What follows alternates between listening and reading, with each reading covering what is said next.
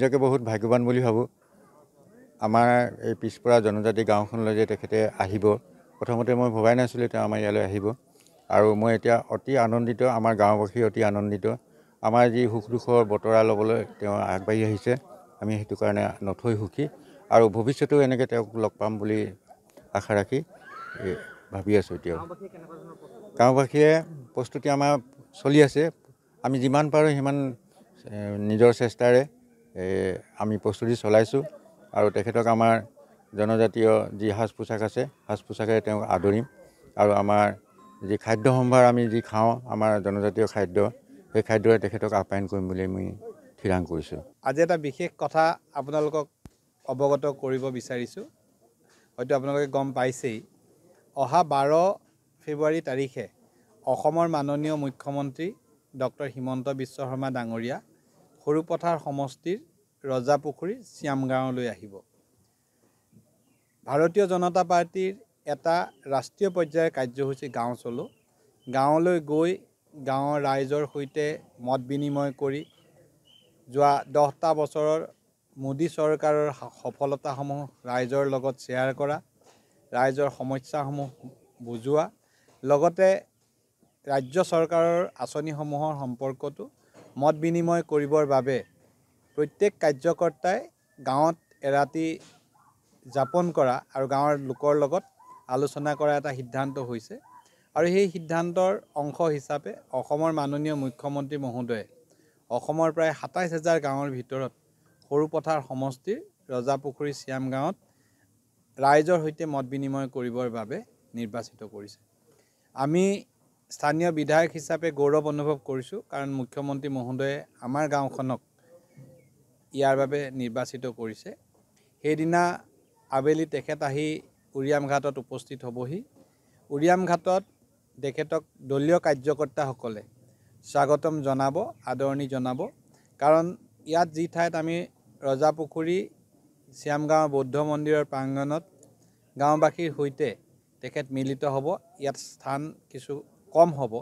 সেইকাৰণে দলীয় কাৰ্যকৰ্তা বুথ সভাপতিসকলে উৰিয়াম ঘাটৰ যি ৰাজহুৱা খেলপথাৰ হেলিপেডতে তেখেতক আদৰণি জনাব। তাৰ পাছত মুখ্যমন্ত্ৰী মহোদয় ইয়ালৈ আহিব। এইখন এখন 100% জনজাতি লোকৰ গাঁও। ধৰ্মীয়ভাৱে তেখেতসকল বৌদ্ধ ধৰ্মাৱলম্বী আৰু ঐতিহ্য পৰম্পৰাৰ ফালৰ পৰা এখন অতি চহকী গাঁও। মুখ্যমন্ত্ৰী মহোদয় অহাৰ পাছত তেখেতক এই গাঁৱৰ জনসাধাৰণে পৰম্পৰাগতভাৱে আদৰণি জনাব। ইয়াত এই গাঁৱৰ এই বুথৰ ৰাইজৰ সৈতে মত বিনিময় কৰাৰ পাছত মুখ্যমন্ত্ৰী মহোদয়ে প্ৰধানমন্ত্ৰী আৱাস যোজনাৰ এটা ঘৰ পৰিদৰ্শন কৰিব আৰু ইয়াৰে ভাস্কৰ শ্যামগোহাঁইৰ ঘৰত নৈশ যাপন কৰিব। সেইদিনা গাঁৱৰ 10জন বিশিষ্ট ব্যক্তিৰ সৈতে মুখ্যমন্ত্ৰী মহোদয়ে নৈশ আহাৰ গ্ৰহণ কৰিব আৰু বিভিন্ন ব্যক্তিক সাক্ষাৎ কৰিব। তাৰ নেক্সট ডে 13 ফেব্ৰুৱাৰী তাৰিখে তেখেতে পুৱাৰ জলপান গ্ৰহণ কৰাৰ সময়ত গাঁওখনৰ 10গৰাকী বিশিষ্ট মহিলাৰ সৈতে একেলগে পুৱাৰ জলপান গ্ৰহণ কৰিব। তাৰ পাছত গাঁৱৰ লগতে থকা অংছা জিলদৈ যি হাইস্কুল আছে, এই হাইস্কুলৰ ছাত্ৰ ছাত্ৰীৰ সৈতে মত বিনিময় কৰিব। এইখন স্কুলে যোৱা 5টা বছৰ জিলাখনৰ ভিতৰত হাইস্কুলৰ ফলাফলৰ ক্ষেত্ৰত শ্ৰেষ্ঠ বিদ্যালয় হিচাপে নিজকে পৰিচয় দিবলৈ সক্ষম হৈছে, ভাল শিক্ষা প্ৰদান কৰি আহিছে। আৰু এই বিদ্যালয়খনলৈ ইতিমধ্যে বিভিন্ন আঁচনিৰ জৰিয়তে আমি প্ৰায় 4 কোটিতকৈ অধিক টকা আবণ্টন দিছোঁ। ছাত্ৰ ছাত্ৰীসকলক লগ পোৱাৰ পাছত মুখ্যমন্ত্ৰী মহোদয়ে বৰপথাৰত যি অস্থায়ী হেলিপেড হ'ব তালৈ যাত্ৰা কৰিব আৰু যাত্ৰা পথত বৰপথাৰত যি নৱনিৰ্মিত ভাৰতীয় জনতা পাৰ্টীৰ কাৰ্যালয়, সেই কাৰ্যালয় উদ্বোধন কৰিব।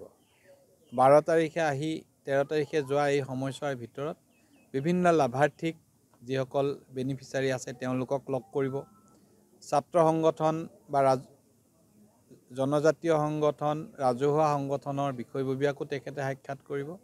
আৰু আমি আশা কৰিছোঁ যে খুব এটা আমাৰ কাৰণে স্মৰণীয় দিন হ'ব। আৰু গাঁওবাসীয়ে তেখেত আহিব বুলি গম পোৱাৰ লগে লগে গাঁৱত অতি উৎসাহ পৰিলক্ষিত হৈছে। এই গাঁৱৰ ৰাইজৰ বাবে এটা উৎসৱৰ সদৃশ পৰিৱেশ হৈছে আৰু অসমৰ বিভিন্ন ঠাইত চাকৰি সূত্ৰে থকা ব্যক্তিসকলো গাঁৱলৈ উভতি আহিছে আৰু মুখ্যমন্ত্ৰীৰ এই যাত্ৰাটোৰ বাবে তেখেতসকলে নিজাববীয়াকৈ গাঁওখন সজাই পৰাই তুলিছে। আমি সকলোৰে সহায় সহযোগিতা কামনা কৰিছোঁ আৰু এটা স্মৰণীয় মুহূৰ্তৰ বাবে আমি অপেক্ষা কৰোঁ। অসমৰ এজন মুখ্যমন্ত্ৰী মানে আমাৰ নিচিনা এখন ঘৰত থাকিবলৈ লৈছে, সেইটো কাৰণে ভাল লাগিছে।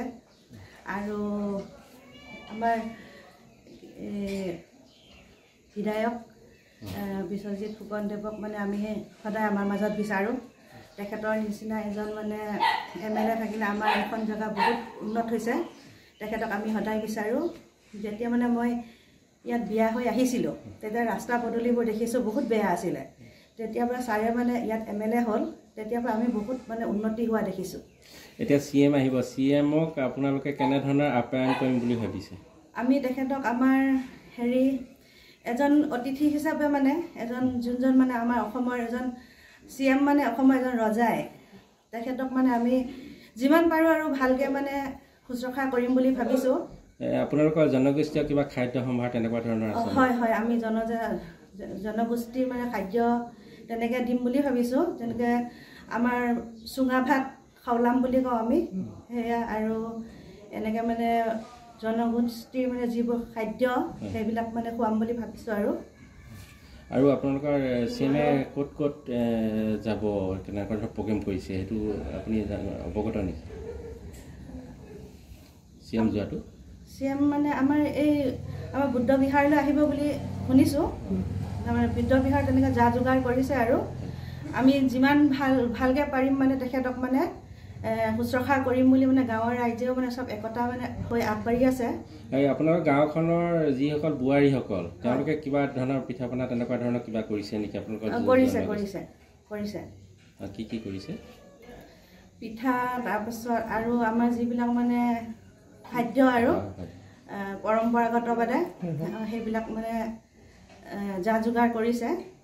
মাননীয় মুখ্যমন্ত্ৰী হিমন্ত বিশ্ব শৰ্মা ডাঙৰীয়াই আমাৰ সৰুপথাৰ সমষ্টিৰ ৰজাপুখুৰী শ্যাম গাঁৱলৈ আহিব বুলি আমি জানি অতি আনন্দিত হৈছোঁ।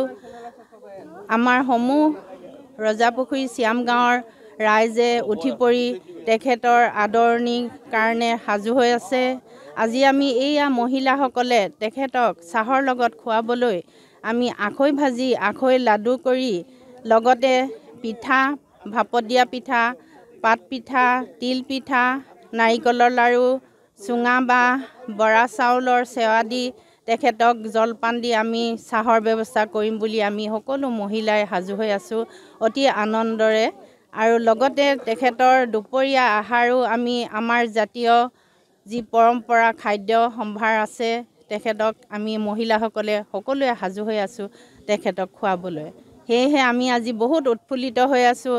আমাৰ গাঁওবাসী যুৱক যুৱতী, পুৰুষ মহিলা সকলোৱে ঘৰৰ পৰা আহি ইয়াত সহযোগ কৰি কাম বন কৰি কামবিলাক আগবঢ়াই নিবলৈ সকলোৱে সাজু হৈ আছোঁ। আমি মুখ্যমন্ত্ৰীৰ আগমনক লৈ সঁচাকৈ বহুত উৎফুল্লিত আৰু আমি সেইটো কাৰণে আমি সমূহ ৰজাপুখুৰী শ্যাম গাঁৱৰ মহিলাসকলে বিভিন্ন ধৰণৰ আমাৰ আমাৰ মানে কৃষ্টিৰ টেংটক পিঠা, খাওলাম বা তাৰপিছতে বৰা চাউলৰ পিঠা, তেল পিঠা, চুঙা ভাত, তেনেকৈ মানে জা জলপানে আখৈ লাডু, আমি এতিয়া আখৈসমূহ মহিলাখিনি আখৈ বনাইছোঁ, আখৈ পিঠা তেনেকৈ খুৱাম বুলিয়ে মানে আমি বহুত আগ্ৰহেৰে বহুত হেঁপাহেৰে আমাৰ মুখ্যমন্ত্ৰীজনক আদৰিবলৈ আমি ৰৈ আছোঁ। আৰু আমি বহুত মানে আনন্দিত হৈছোঁ যে আমাৰ নিচিনা এখন পিছপৰা অঞ্চললৈ, আমাৰ নিচিনা গাঁওখনলৈ এজন যে মুখ্যমন্ত্ৰী আহিব তাক লৈ আমি বহুত উৎফুল্লিত। আমি সাংস্কৃতিক দল সাজু কৰি থৈছোঁ আদৰিবলৈ। তাৰপিছতে আমাৰ নিজৰ সাজপাৰেৰে আমি সম্বৰ্ধনা জনাম, লুঙি গামোচা আমাৰ সাজপাৰৰ মোনা দিম, তেনেকৈ আমি সকলোবোৰ কৰিবলৈ সাজু হৈ আছোঁ।